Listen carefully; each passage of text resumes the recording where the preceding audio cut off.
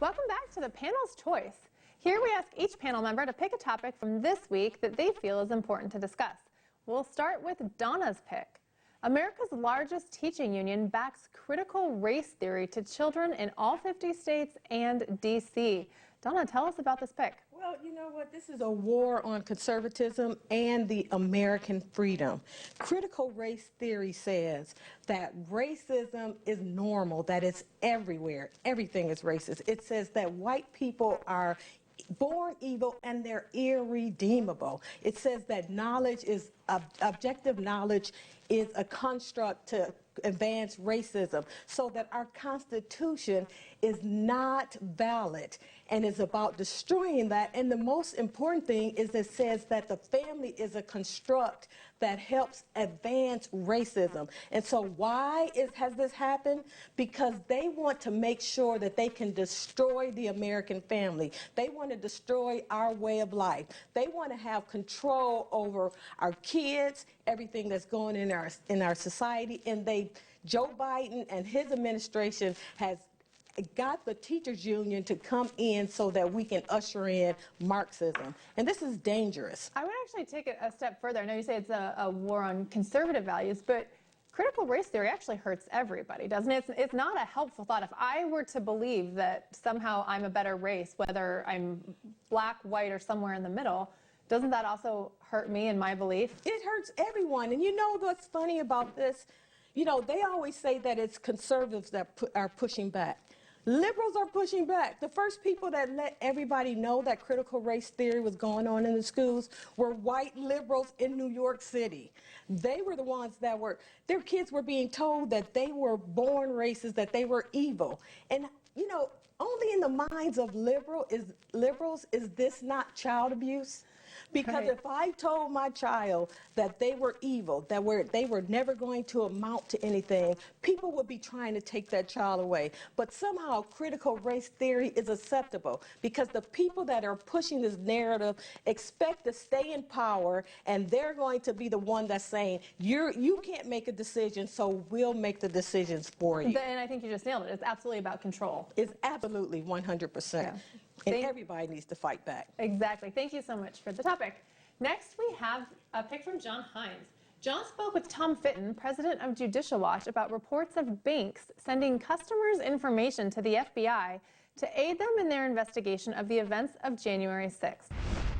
You know, the reports indicate that if you made a transaction, a banking transaction, or rented something in the D.C. area in and around January 6th, at least one bank, specifically Bank of America, was sending information over to the FBI. And we had asked for these records. We don't believe it's limited to Bank of America, but that's what the initial reporting focused on. And the FBI played games with us. They stonewalled. We finally had to re-explain to them what we were looking for. You know what their response was, John? Obviously, we sued, but then their response is they can't confirm or deny that any such records exist. That is astonishing and a little terrifying. What can you tell us about the story? I think you summed it up pretty well. It is astonishing. It is terrifying. Apparently what happens is a lot of these big banks hoovered up a lot of their information. They sent it to the FBI, allegedly. This is what appears. He mentions in the soundbite Bank of America, allegedly, specifically. But it's basically information of transactions of their customers anywhere in the D.C., Maryland, and Virginia area. That's a very, very broad area. And you're an attorney. You understand that that is what you would call an overly broad request for information of transactions from January 5th and January 6th sent allegedly to the FBI. They're trying, Judicial Watch, trying to conduct an investigation, trying to have a predicate for criminal action. Legal action, right. Trying to get the FBI to respond. As he said there, the FBI continues to stonewall. They've been at this since June. They made several requests. The FBI says no, come back, and and now they get this non-answer answer.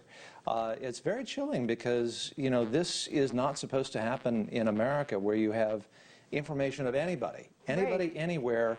If you came to visit your grandma on January 6th and you rented a car and you used a Bank of America credit card or something like that, chances are your information, allegedly, is in the hands of the FBI. Now, you could say, well, I have nothing to hide.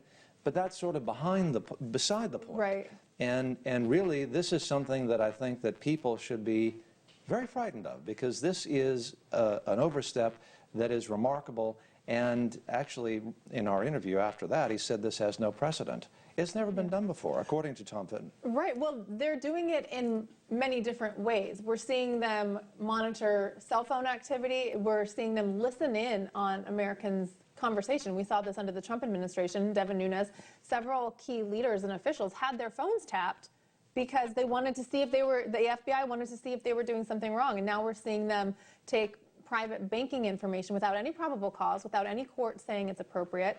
And while the banking industry does have some, criminal regulations where it does, report potential criminal activity on finances, this seems to be more along the lines of an illegal wiretap. Well, what this is you mentioned that this has been going on, right, and there has been a precedent. And the upshot of the fact that nobody has gone to jail or has been charged with these FISA violations. We'll go back to Carter Page. Yeah, exactly. Nobody's gone to be. The reason this is happening now is because that happened then. And that's what civil libertarians should be so concerned about, is that this is a pattern. And it goes on because nobody has suffered any consequences, as you so adroitly pointed out. Right. Thank you for the pick. Next, we've got Maliks Pick. Democrats continue to push the narrative that they need to investigate January 6th, but is it just a ploy to target and attack Trump supporters? What do you think, Malik?